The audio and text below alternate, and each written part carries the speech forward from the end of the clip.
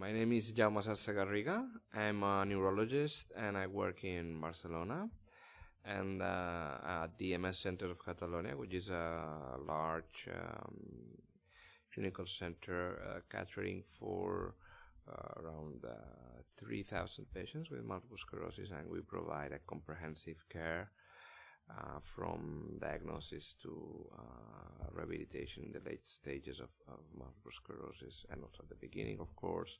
And we do a lot of research, both clinical, basic, and MRI. That's my role.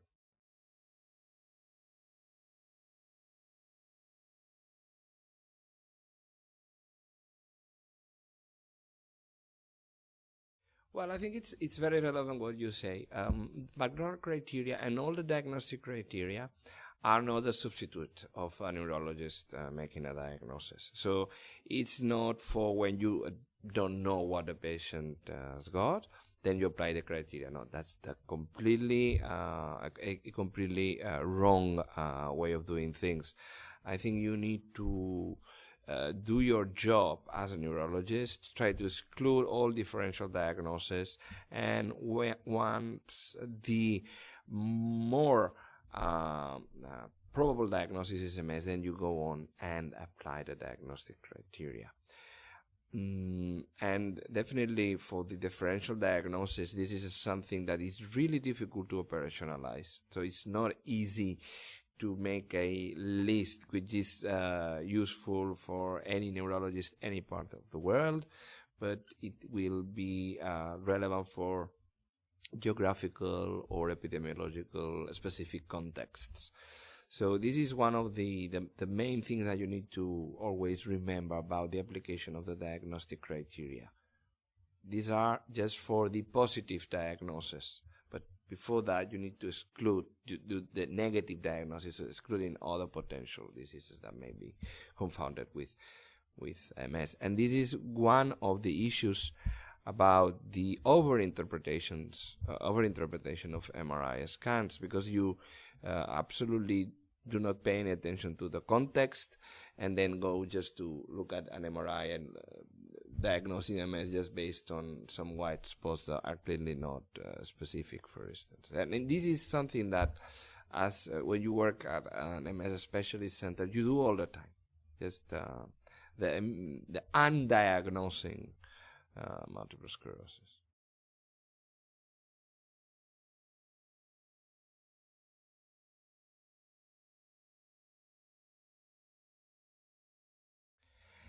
Definitely, I would tend to think that there's not much different in terms of epidemiological context between European countries mostly, and but when you compare with Latin American countries, like for instance in Mexico, you have a differential diagnosis like cysticercosis, which in Spain is almost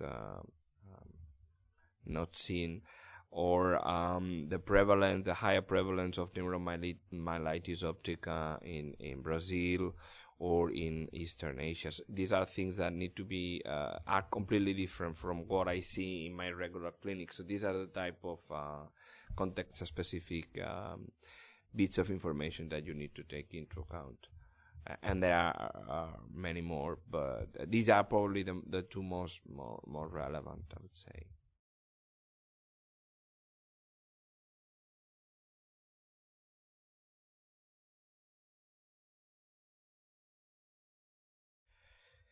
With regards to diagnosis, I think the role of MRI is indisputed. So MRI is going to be the main paraclinical tool for us to make diagnosis. So that's for sure, and it will increase its value, if any. The value is going to increase if it's not going to stay the same. My impression is it's going to even move forward. And we need to improve in certain aspects, and one is the specificity of the lesions in terms of their appearance. So using new sequences, new MRI techniques, making sure that white spot is inflammatory and demyelinating in origin. So try to find specific features, imaging features that allow you to say, this is actually an MS lesion. This is one thing. And the other thing is to try and also improve our specificity in terms of the location of the lesions. So maybe now we are able to see a much better cortical lesions. We need to investigate whether these cortical lesions are really very specific for MS. In the past, we couldn't do that because we were unable to see those lesions.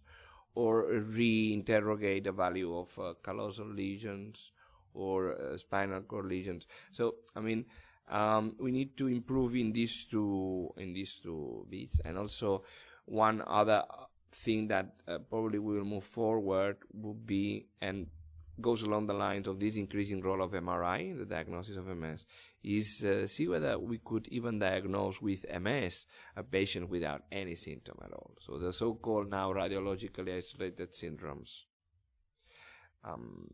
Maybe if the MRI looks are really like MS and we are very certain about the specificity of the lesions, why don't we call this patient MS already? That is really a hot topic, an issue of debate. I'm not saying that this is the way to go, but I think what I'm saying is that this is really something to have a strong debate and to create evidence about this, just to support the different views.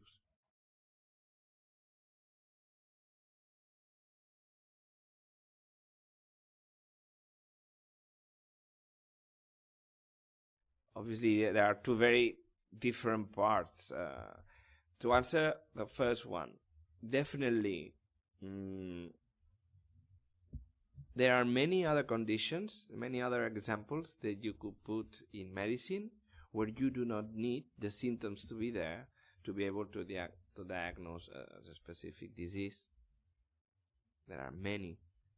In multiple sclerosis, it's been tradition, I would say, I use this word, tradition, that you need symptoms before you make a diagnosis. I think this can be changed. You could diagnose MS without symptoms if the tool you're using to produce the diagnosis is specific enough, as you say.